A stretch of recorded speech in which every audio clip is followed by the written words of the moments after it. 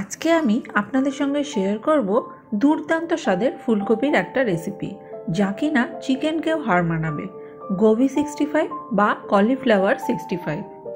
চলুন তাহলে দেরি না করে শুরু করা যাক।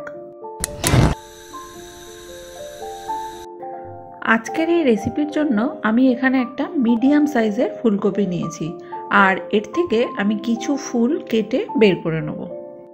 দেখুন, ঠিক এই রকম সাইজের ছোট ছোট কিছু ফুল আমি ফুলকপির থেকে কেটে বের করে নিয়েছি, আর বের করার পর এগুলোকে আমি নুন জলে ডুবিয়ে রেখেছি। এবারে একটা কড়ার মধ্যে পরিমাণ মতো জল আমি ফুটতে দিয়েছি, দিয়ে তার মধ্যে কিছুটা নুন দিয়ে দিলাম। এখন এই জলের মধ্যে ফুলকপিগুলোকে একটু ব্লাঞ্চ করে নেব, মানে এই ফুটন্ত জলের মধ্যে ফুলকপিগুলোকে জাস্ট মিনিট 2 একটু ভাপিয়ে নেব, এর থেকে বেশি কিন্তু একদমই না। ফুলকপিগুলোকে স্ট্রেনারের মধ্যে ঢেলে নিলাম, নিয়ে ভালো করে ঠান্ডা করে নেব। এখন আমি একটা ডিশ নিয়েছি, এর মধ্যে দিয়ে দিচ্ছি 3 টিস্পুন মতো হোয়াইট অয়েল। এবার দিয়ে দিচ্ছি হাফ টিস্পুন কাশ্মীরি লঙ্কার গুঁড়ো, 1 টিস্পুন মতো রেড চিলি পাউডার, এটা ঝালের জন্য, আপনারা আপনাদের টেস্ট অনুযায়ী দেবেন। দিয়ে দিলাম 1 টিস্পুন মতো ধনে গুঁড়ো, হাফ টিস্পুন গরম মশলার গুঁড়ো, হলুদ দিলাম হাফ টিস্পুন, আর দিয়ে দিচ্ছি স্বাদ মতো নুন।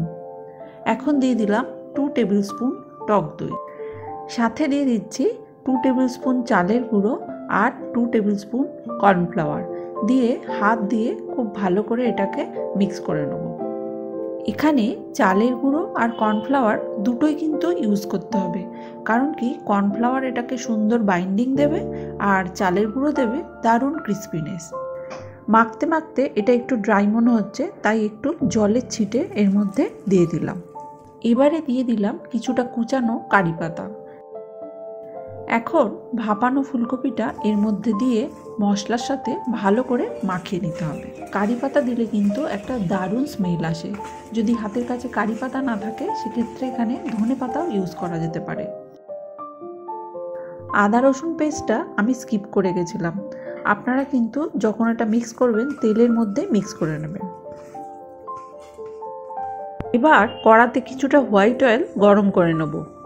তো তেলটা তো ভালো রকম গরম হয়ে গেছে। এখন গ্যাসের ফ্লেমটা একটু কমিয়ে দিয়ে একে একে কপিগুলো এই তেলের মধ্যে ছাড়তে থাকবো। ফুলকপিগুলো তেলে দেওয়ার সাথে সাথেই কিন্তু নাড়াচাড়া করা যাবে না। একটা সাইডে মশলাগুলো একটু লেগে গেলে তারপরে আস্তে আস্তে উল্টে নিতে হবে। ফুলকপিগুলোকে একটু হাতে টাইম নিয়েই কিন্তু ভাজতে হবে। গ্যাসের ফ্লেমটা যদি বেশি বাড়িয়ে দেওয়া হয়, তাহলে কিন্তু এটা উপর থেকে লাল হয়ে যাবে, ভিতর দিকে কিন্তু ঠিকঠাক মতো কুক হবে না। তো 4-5 মিনিট পরে দেখুন ফুলকপির কালারটা খুব সুন্দর চলে এসছে, একটু কি বলবো ব্রাউনিশ টাইপ। তো এখন আমি ফুলকপিগুলোকে তুলে নেব। এবারে যে কাজটা করতে হবে, এটা কিন্তু খুব তাড়াতাড়ি করতে হবে, এবং এটা করার পরেই কিন্তু সঙ্গে সঙ্গে এটাকে সার্ভ করতে হবে। তো কড়াতে যে এক্সেস তেলটা ছিল, তার মধ্যে বেশিরভাগ তেলটা আমি তুলে নিয়েছি, নিয়ে সামান্য একটু তেল দিয়ে দিয়েছি। তো দেওয়ার পরে এর মধ্যে দিয়ে দিচ্ছি একটা শুকনো লঙ্কা, সাথে দিয়ে দিলাম হাফ টিস্পুন গোটা জিরে, দিয়ে একটু নাড়াচাড়া করে নেব। জিরে লঙ্কাটা ভেজে নেওয়ার পরে এর মধ্যে দিয়ে দিচ্ছি কিছুটা কারি পাতা, হাফ টিস্পুন মতো কুচিয়ে রাখা আদা, 3-4টে রসুন একটু কুচিয়ে রেখেছিলাম সেটা দিয়ে দিলাম, দিয়ে ভালো করে একটু ভেজে নেব। নেবার পরে দিয়ে দিচ্ছি 2 টেবিল স্পুন টক দই। এই সময় গ্যাসের ফ্লেমটা কিন্তু আমি একদম কমিয়ে রেখেছি, সাথে দিয়ে দিচ্ছি স্বাদ মতো নুন আর সামান্য একটু চিনি, দিয়ে ভালোভাবে দইয়ের সাথে মিক্স করে নেব। এবারে ভেজে রাখা ফুলকপিগুলোকে এই দই আর মশলার সাথে একটু টস করে নিয়েই, জাস্ট একটু এপাশ ওপাশ করে নিয়েই সঙ্গে সঙ্গে এটাকে সার্ভ করতে হবে, তবেই কিন্তু এর আসল ক্রিস্পিনেসটা পাওয়া যাবে।